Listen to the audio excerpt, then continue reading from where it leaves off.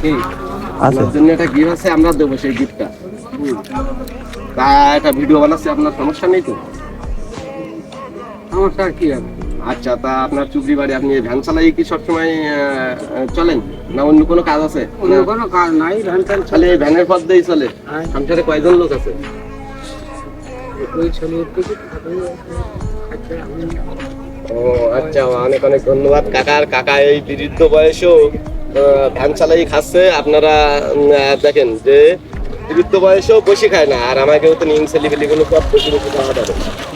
তারা কাজ কাম করতে চায় না, জুয়া খেলে। আচ্ছা, ওই চাহিদাটা গিফট নিয়ে এসো, টাকা দিয়ে আগে শুরু করি। এদিকে আগে আর এদিকে আগে।